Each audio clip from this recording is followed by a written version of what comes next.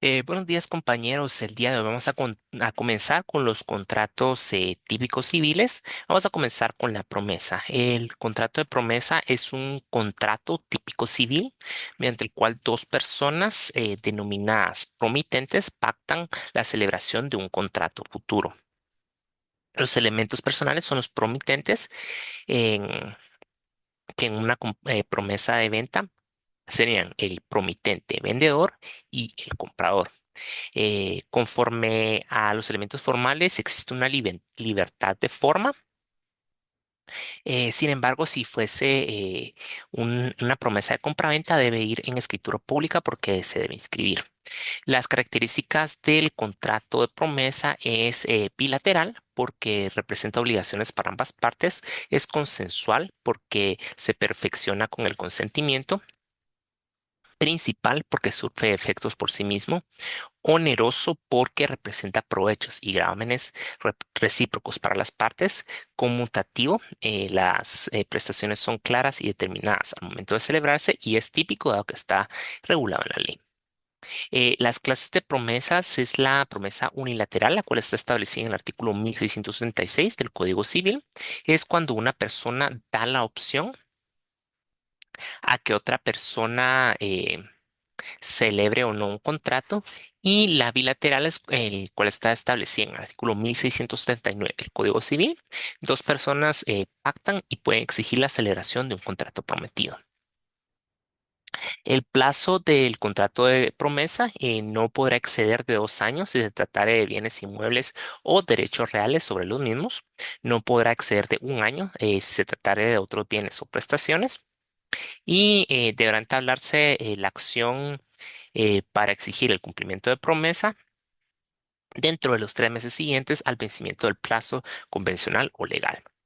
El contrato de promesa paga 50 quetzales de timbre fiscal por ser promesa y 50 centavos por razón de registro. Los contratos de promesa y opción se denominan contratos preparatorios o preliminares, dado a que a partir de ellos los contratantes aceptan la obligación de suscribir un contrato en el futuro sobre algún asunto que les interese. Eh, Se le conoce al contrato de promesa con otros nombres, como por ejemplo precontrato, contrato preliminar, antecontrato o contrato promisorio. También ahora vamos a hablar acerca de la opción. El contrato de la opción es el contrato típico civil que consiste en la estipulación que una persona hace en favor de otro, otorgándole la alternativa de adquirir una cosa en las condiciones pactadas y por el tiempo determinado. Los elementos personales son el optario, que tiene la obligación de otorgar el contrato, y el optante, que es el titular del derecho de la opción. Los elementos formales existe libertad de forma y las características de este contrato es un contrato unilateral porque las obligaciones recaen para solamente una de las partes, es bilateral porque representa obligaciones para ambas partes, consensual porque se perfecciona con el consentimiento, principal porque surte efectos por sí mismo, gratuito porque el provecho es para solo una de las partes, conmutativo, las prestaciones son claras y determinadas al momento de celebrarse y típico dado que está regulado en la ley. El mandato, ahora vamos a hablar acerca del mandato, el cual es un contrato típico civil por medio del cual una persona llamada mandante o poderdante encomienda a otra llamada mandatario o apoderado la realización de uno o más actos o negocios. Los elementos personales son el mandante, que es la persona que encarga a otra la gestión de sus negocios, y el mandatario, que es la persona que toma a su cargo el desempeño de uno o más actos o negocios. Y los elementos formales, dado que es un contrato solemne, debe ir en escritura pública. Ahora, ¿cuáles son las características del contrato de mandato? Este es principal, dada que su validez no depende de ningún otro contrato, es gratuito u oneroso, dada que la donación implica un acto de liberalidad. Y es gratuito porque la carga económica le corresponde a una de las partes. donante ve disminuido su haber desde el punto de vista patrimonial y el que recibe la cosa lo acrecienta. Este puede ser ya sea unilateral o bilateral. Unilateral por obligaciones que generan a una de las partes a la de remuneración para el mandatario. Este sería bilateral o recíproco. Formal y solemne. Eh, el mandato debe constar en escritura pública y el testimonio debe quedar registrado en el registro electrónico de poderes. Y la diferencia entre un mandato con representación y sin representación es de que con representación el mandatario obra en nombre del mandante y los negocios que realice dentro de las facultades que se le hayan conferido lo obligan directamente al representado. Y sin representación, el mandatario obra en nombre propio sin que los terceros tengan acción directa contra el mandante. Este es un contrato solemne, dado que el mandato debe constar en escritura pública como requisito esencial para su existencia y debe ser aceptado, ya sea expresa o tácitamente. Eso está establecido en el artículo 1687 del Código Civil. Las excepciones a la solemnidad es cuando éste trate de asuntos cuyo valor exceda de 1.000 quetzales, en cuyo caso puede otorgarse el mandato en un documento privado, o cuando la representación se confiere por cartas poderes para la asistencia a juntas y demás actos sin que la ley lo permite. Eso está establecido en el artículo 67 del Código de Comercio. Ahora, los tipos diferentes de mandado. Este es el mandato general, mandato especial, mandato general con cláusula especial, perdón, y mandato judicial.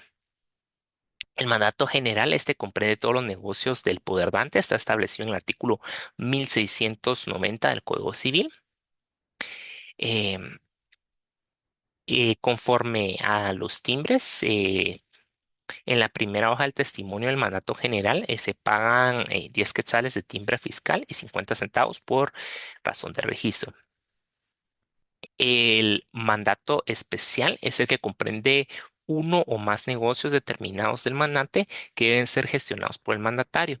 Esto está establecido en el artículo 1690 del Código Civil. El timbre fiscal, el testimonio de mandato especial paga en timbre fiscal 2 quetzales de timbre fiscal y 50 centavos por razón de registro. Ahora, conforme el mandato general con cláusula especial se refiere a una encomienda de todos los negocios del mandante al mandatario y además confiere a este los poderes específicos en cláusula especial a efecto de enajenar, hipotecar, afianzar, transir, gravar o disponer de cualquier otro modo de la propiedad del mandante. Eso está establecido en el artículo 1693 del Código Civil.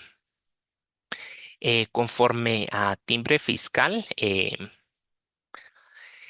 este se paga en la primera hoja del testimonio del mandato general con cláusula especial, 10 quetzales de timbre fiscal por ser mandato general y 50 centavos por razón de registro.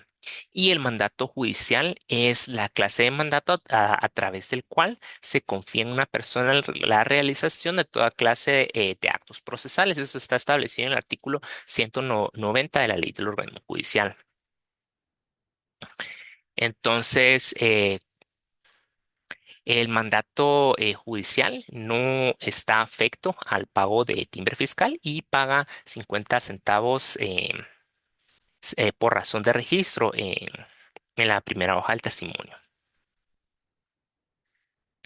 Está bien, los mandatos judiciales se deben constar en escritura pública para los asuntos que se tienen de forma escrita. Eso está establecido en el artículo 189 de la Ley del Organismo Judicial y se deben registrar el testimonio de los mandatos judiciales en el Archivo General de Protocolos. Entonces, conforme a los mandatarios judiciales, se tendrán facultades suficientes para realizar los actos procesales.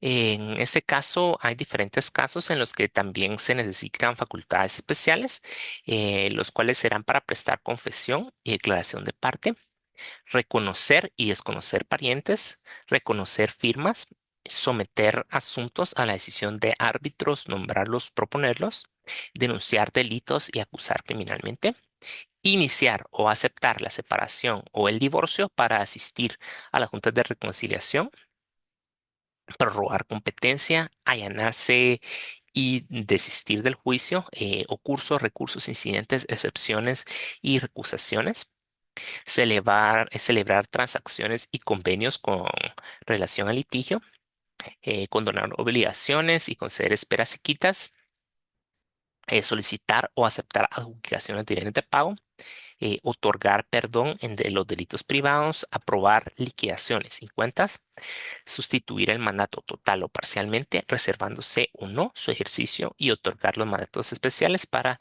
los que estuviese facultado.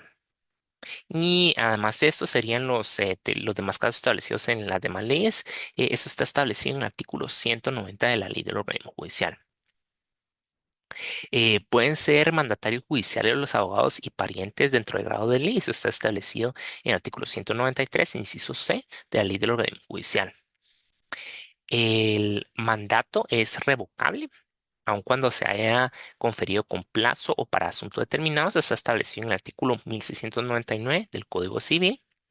Y cómo se procede en que solamente hubiese sido aceptado. Entonces, producirá efecto desde la fecha y hora en que se notifica al apoderado. Ahora, ¿cuál es el arancel de la inscripción de un mandato? Sería 125 quetzales por registro de poderes y 5 quetzales por hoja o fracción escrita. Para la inscripción del mandato se debe acompañar un duplicado. No, esta no lleva duplicado.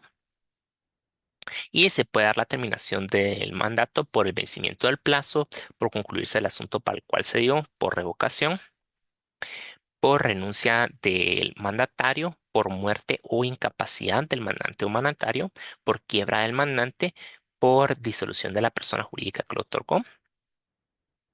Y el plazo del mandato que no exprese duración, conforme a los mandatos generales que no expresen duración, se considerará por 10 años contados de la fecha del otorgamiento.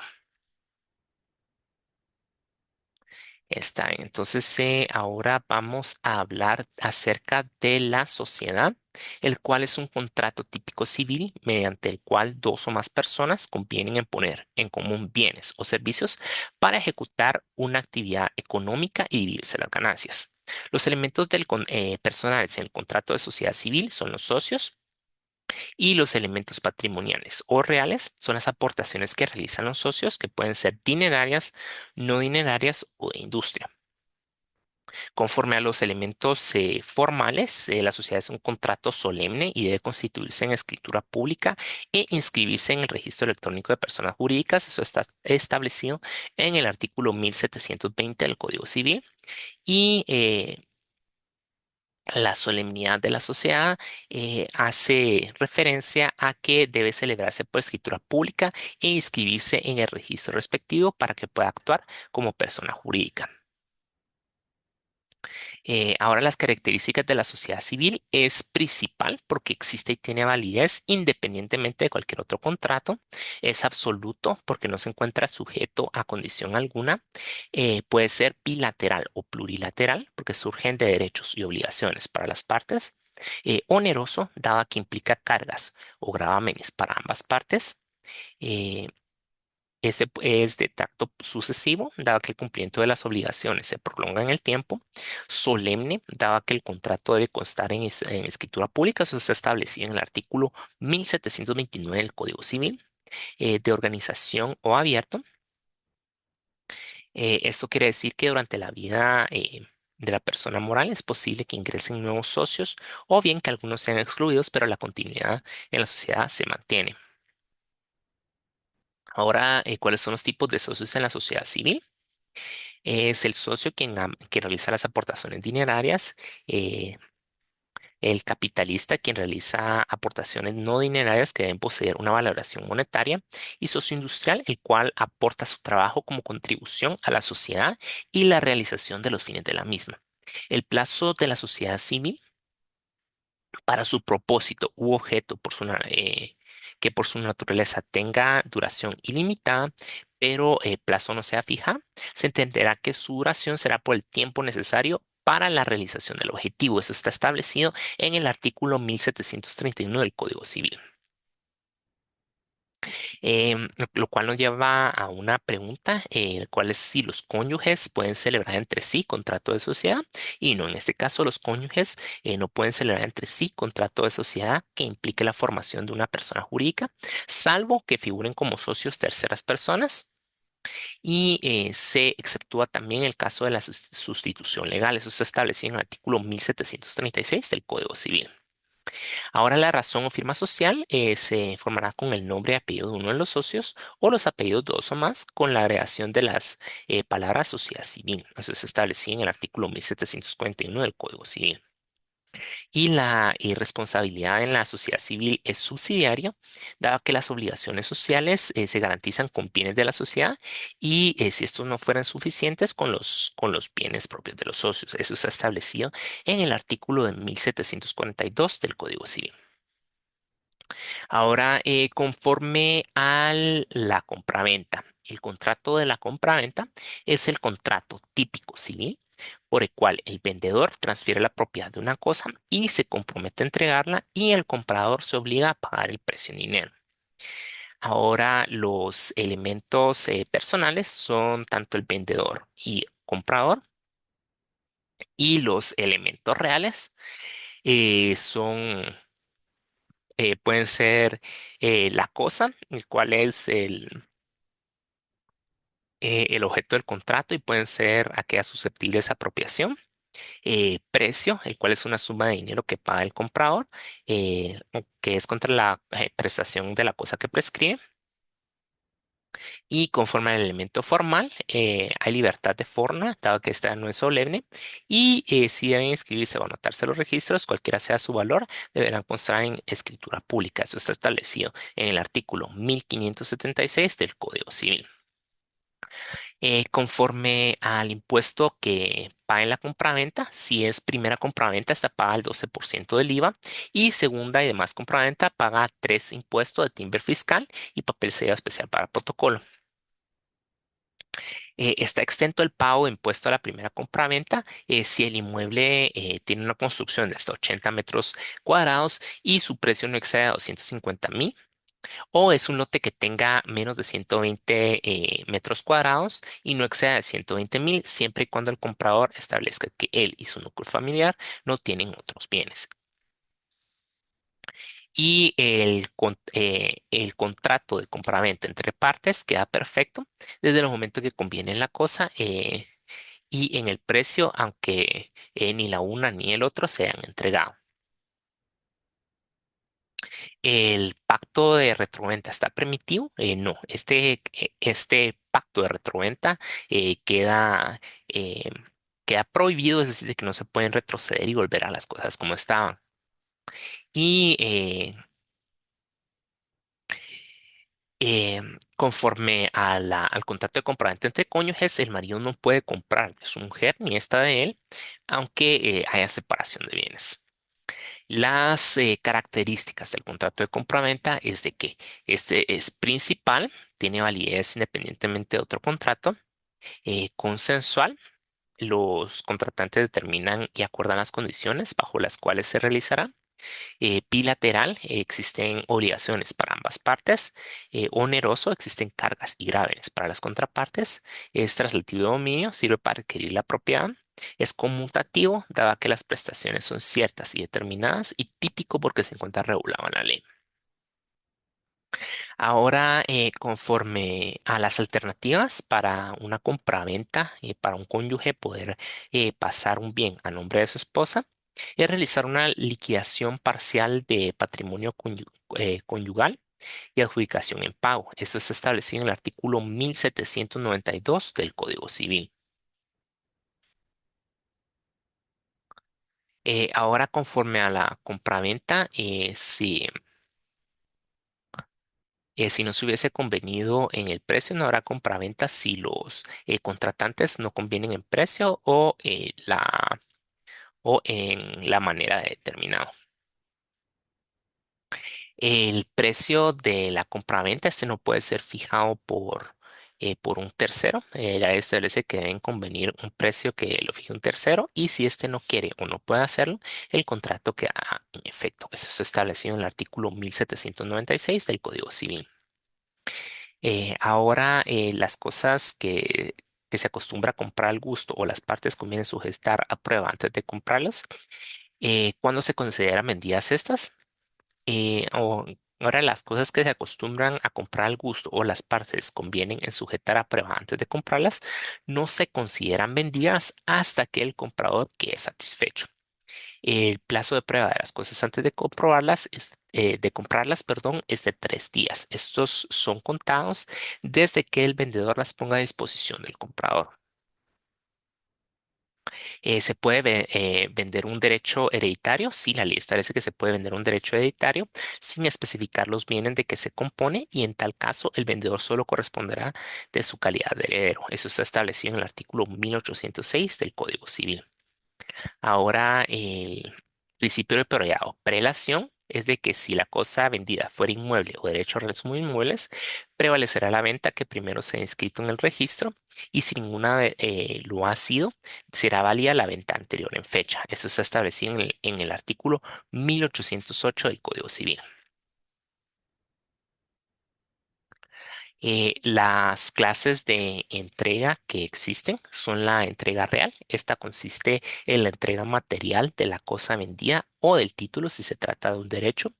Y la entrega simbólica, en la cual se realiza empleando alguna forma o figura con la cual el comprador sea por recibido de la cosa vendida. Y la entrega legal, esta tiene lugar cuando la ley considera recibida la cosa por el comprador aún sin estar materialmente entregada. Eso está establecido en el artículo 1810 del Código Civil. Ahora, conforme a la compraventa con pacto de reserva de dominio, esta es una modalidad de compraventa en la cual se establece que mientras el comprador no pague totalmente el precio, no se tiene por consumado el contrato. Por esta modalidad, el comprador obtiene el uso de la cosa, pero mientras no se pague la totalidad del precio, no adquiere la plena propiedad. Eso está establecido en el artículo 1834 del Código Civil. Ahora, conforme a las partes, pueden estipular que el contrato en venta se rescinda si no se paga el precio un día determinado y si la ley establece que las partes pueden estipular en el contrato que la venta se rescindirá si no se paga el precio en cierto día determinado. Esto está establecido en el artículo 1844 del Código Civil. Y en este caso, también cómo se podrá proceder en caso de que sea estipulado el pacto de rescisión y el comprador ha pagado más de la mitad del precio de total cosa, no procederá la rescisión y el vendedor solamente tendrá derecho a exigir el pago del resto, costas y perjuicios. Esto está establecido en el artículo 1846 del Código Civil. Ahora, conforme al contrato de compraventa, se puede estipular que la venta se rescindirá a solicitud del vendedor si dentro de un término fijado hubiere quien dé más por la cosa. En cuánto tiempo no podrá exigir dicho término. Esto no podrá exceder de 6 meses si se tratase de bienes inmuebles o de 3 si se tratare de otros bienes. Esto está establecido en el artículo 1847 del Código Civil. Y vamos a hablar también acerca de la permuta. El contrato de la permuta es el contrato típico civil por el cual uno de los contratantes transmite la propiedad de una cosa a cambio de la propiedad de otra. Cada permutante es vendedor de la cosa que da y comprador de la cosa que recibe y cada una de las cosas es precio de la otra. Ahora, conforme a los elementos del contrato de permuta, estos son los elementos personales, que son los permutantes, elementos reales, que son la cosa, y elementos formales que debe constar en escritura cuando se refiere a bienes inmuebles inscribibles en el registro. Ahora, ¿cuáles son las características del contrato de permutas? Es principal, es decir, tiene validez independientemente de cualquier otro contrato. Consensual, los contratantes determinan y acuerdan las condiciones bajo las cuales se realizará. Bilateral, es de que existen obligaciones para ambas partes. Oneroso, existen cargas y gravámenes para los contratantes. Traslativo de dominio, ese sirve para adquirir la propiedad. Formal, que es en el caso de que los bienes permutados sean inmuebles, deberá constar en escritura. Conmutativo, es decir, que las prestaciones son ciertas y determinadas. Y típico, dado a que se encuentra regulado en el Código Civil. Está bien, entonces esto sería todo por el día de hoy. En el próximo video vamos a seguir hablando acerca de los contratos típicos civiles. Que tengan feliz día.